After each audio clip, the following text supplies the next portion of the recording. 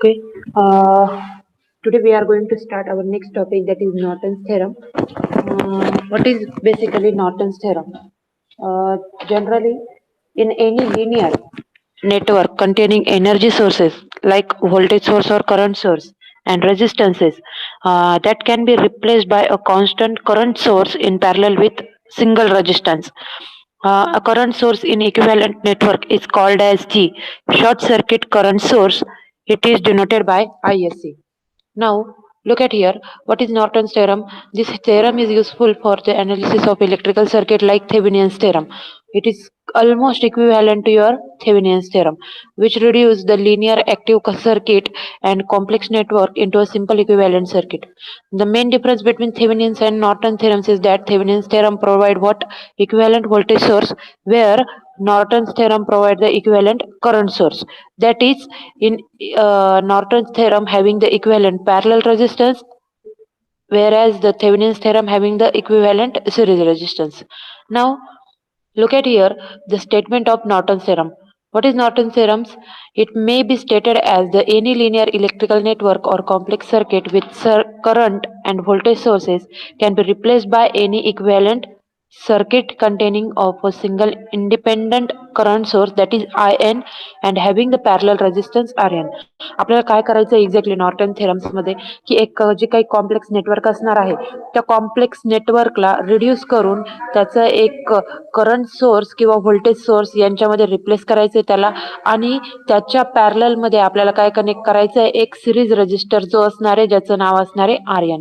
So look at here the equivalent Norton circuit. Equivalent Norton circuit मध्ये काय असणार आहे, एक करंट सोर्स असणार आहे, त्यानंतर नॉर्टनचा इक्विव्हॅलंट रेजिस्टन्स असणार आहे आणि त्याच्या पॅरलली काय कनेक्टेड असणार आहे, लोड रेजिस्टर असणार आहे.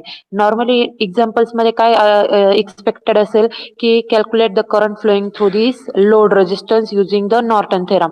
मग लोड रेजिस्टन्स मधला जर करंट फाइंड आउट करायचा तर तो कसा फाइंड आउट करणार तुम्ही, by using current division rule. मग करंट डिव्हिजन रूल अप्लाय केल्यानंतर what is current division rule? Current division rule states that the total current, okay, that total current get divided into this RN and RL. So RN मध्ये जो current असणार आहे, that current into opposite branch resistor divided by addition of both branch resistance into multiplied by your what, main current. हा असणार आहे तुमचा current division rule.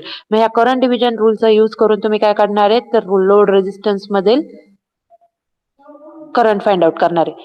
So these are the some steps to how to solve this Norton's theorem. So first step is what, short the load resistor. Okay, next is calculate the short circuit current. This is Norton's current IN. काय करायचं आहे, short circuit current find out करायचं आहे. Short circuit current कसा find out होईल, तर ज्या branch मधला करंट फाइंड आउट करायचा आहे त्या ब्रांचला काय करायचं, शॉर्ट सर्किट करायचं, आणि त्या ब्रांचला शॉर्ट सर्किट केल्यानंतर त्या ब्रांच मधून किती करंट फ्लो होतोय तो ओहम्स लॉ, केसीएल आणि केव्हीएल यूज करून तो फाइंड आउट करायचा आहे. Next, open circuit sources, voltage circuit sources and open load resistors. जर तो आपल्याला Norton equivalent IN find out करायचा असेल तर काय करावं लागेल, ओपन करंट सोर्स, सगळे करंट सोर्स ओपन सोर्स करायचे, शॉर्ट सर्किट काय करायचं, व्होल्टेज सोर्स करायचं, आणि लोड रेजिस्टर जो असेल तो पण काय करायचा, ओपन करायचा. Next, calculate open circuit resistance. That is what, your Norton's resistance. What? That is your Norton's resistance.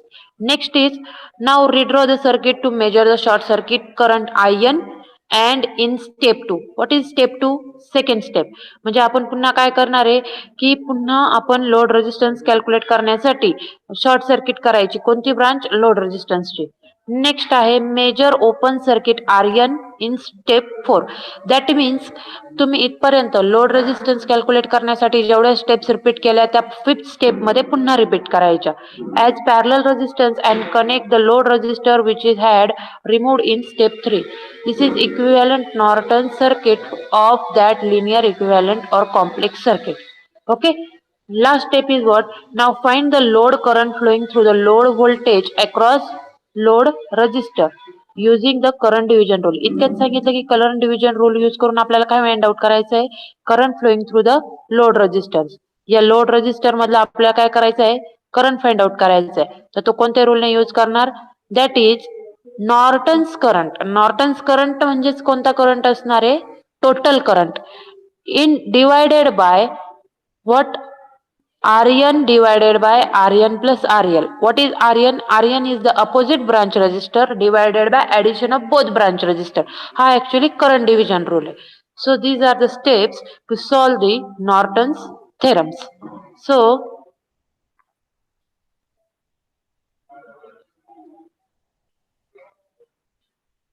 हे आपल्याला जर अनालाइज करायचं असेल तर त्याच्यासाठी आपल्याला एक्झाम्पल बघावं लागेल. जनरली नॉर्टन्स थेरमचा यूज काय आहे? कोणतेही कॉम्प्लेक्स टाइपचे नेटवर्क्स असतील तर कॉम्प्लेक्स नेटवर्कला आपल्याला जर मिनिमाइज केलं किंवा त्या सर्किटला जर इक्विव्हॅलंट फाइंड आउट केला तर कोणत्याही ब्रांच मधला आपल्याला करंट फाइंड आउट करता येणार आहे. So that is the use of Norton's theorem. Now take the example to solve the Norton's theorem. Here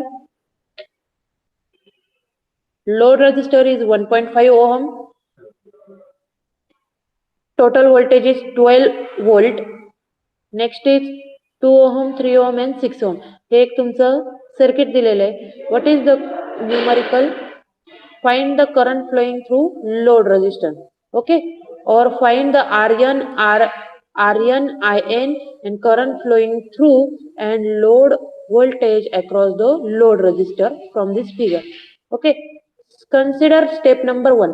काय करायला सांगितलंय? As per the steps, short the load resistor. Short the load resistor. Load resistor कोणता आहे? RL. RL ची branch इथे बघा short केलेली आहे. केली शॉर्ट केल्यानंतर काय फाइंड आउट करायला सांगितलंय? Calculate and measure short circuit current that is IN. Calculate short circuit current. So how we can calculate the short circuit current?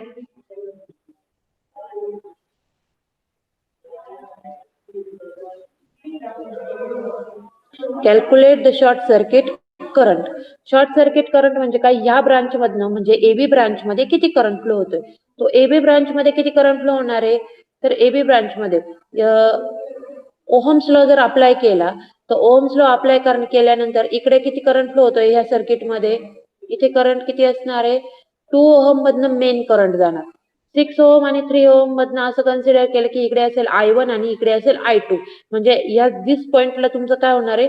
Current division होणार आहे केसीएल जर अप्लाय केला तर. सो ही एक ब्रांच आणि ही एक ब्रांच कशा आहेत? पॅरलल आहेत. हे पॅरललचं कॉम्बिनेशन पुन्हा या 2 ओहम सोबत कशाचं आहे?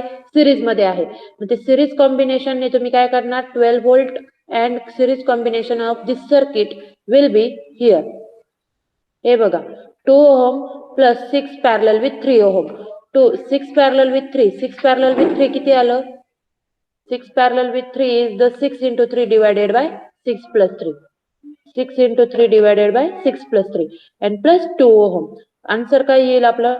4 ohm आन्सर असणार आहे. दॅट इज रेजिस्टन्स किती असेल तुमचा? इक्विव्हॅलंट 4 ohm असणार आहे. बाय युझिंग ओहम्स लॉ जर यूज केला तर किती येतं तुमचं current? Current is equal to V upon R. That is 3 ampere. That is 12 upon 4 is equal to 3 ampere. हा झाला तुमचा टोटल करंट. नाउ हा करंट कोणता आहे? हा करंट असणार आहे तुमचा 2 ओहम मधनं फ्लो होणारा करंट. या 2 ओहम मधनं आपल्याला कोणता करंट फाइंड आउट करायचा आहे? या एबी ब्रांचचा. म्हणजे इथनं तुमचा वेगळा करंट असेल, इथनं परत वेगळा करंट असेल. इथे कोणता रूल अप्लाय करायचा तुम्ही? पुन्हा by using current division rule. जर करंट डिव्हिजन रूल जर अप्लाय केला, हे बघा CDR म्हणजे काय? Current division rule. Current division rule जर अप्लाय केला तर आपल्याला काय भेटेल? Current flowing through this branch will be opposite branch resistor, that is what? 6 ohm divided by addition of both, that is 3 into 6, sorry 3 plus 6 into total current. What is total current? 3. That is 6 divided by 3 plus 6 into 3 is equal to your 2 ampere. So what is the current flowing through A and B? Current flowing through A and B will be 3 ampere. Sorry, 2 ampere. Done. Next is open circuit sources, short voltage sources and open load resistor. आपल्याला काय करायचंय? Circuit मध्ये main जे circuit आहे example मधलं त्या circuit मध्ये काय करावं लागणार आहे आपल्याला? की टोटल जे काही व्होल्टेज सोर्सेस आहे ते शॉर्ट सर्किट करायचे. करंट सोर्सेस जे आहे ते ओपन सोर्सेस करायचे आणि लोड रेजिस्टर जो आहे तो शॉर्ट सर्किट केला. आता लोड रजिस्टर इथे होता म्हणून त्याला ओपन केलं, करंट सोर्स नाहीये सर्किटमध्ये आणि ही ब्रांच जी आहे इथे तुमचा काय होता, इथे तुमचा होता व्होल्टेज सोर्स, त्याला आपण शॉर्ट सर्किट केलं. आता यावरनं आपल्याला काय फाइंड करायचं, Norton's equivalent resistance. Now this 2 ohm and 6 ohm is in parallel having series combination of 3 ohm.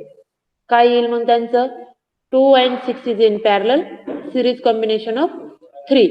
यांचा रेझिस्टन्स किती फाइंड आउट झाला, 4.5 ohm. डन. हा 4.5 ओहम तुमचा काय आहे, Norton's equivalent resistance. Now step number 5. Step number 5 मध्ये आपल्याला काय करायचंय, draw the Norton's equivalent circuit. Norton's equivalent circuit मध्ये काय येतं, एक करंट सोर्स येतो आणि त्याच्या पॅरलल तुमचा काय येतो, नॉर्टन्स इक्विव्हॅलेंट रेझिस्टन्स येतो. आपण कॅल्क्युलेट केले वरती इथे बघा, 2 एम्पियर आपला काय होता, नॉर्टन्स इक्विव्हॅलेंट करंट होता आणि ह्या स्टेप मध्ये इतक्यात तुम्ही कॅल्क्युलेट केला जो की 4.5 तुमचा आलेला आहे Norton's equivalent resistance.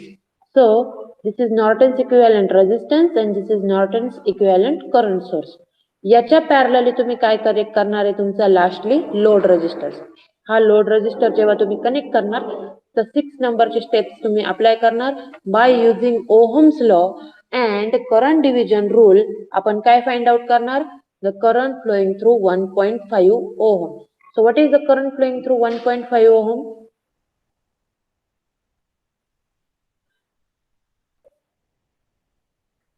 Current flowing through 1.5 ohm will be काय असेल, इथे तुम्ही जर अप्लाय केलं, हा 2 एम्पियर आहे, हा 2 एम्पियर इथे डिवाइड होणार, that is the opposite branch कोणती आहे, ह्या ब्रांचच्या रिलेटेड तुम्हाला करंट फाइंड आउट करायचं तर याच्या अपोजिट ब्रांच इज 4.5 ओम. इथे दिलेलं नाहीये but still 4.5 divided by 4.5 plus 1.5 into 2 ampere is equals to, इथे दिलेलं आहे, that is equals to your 1.5 current for the load resistor. Done. This is all about your numerical.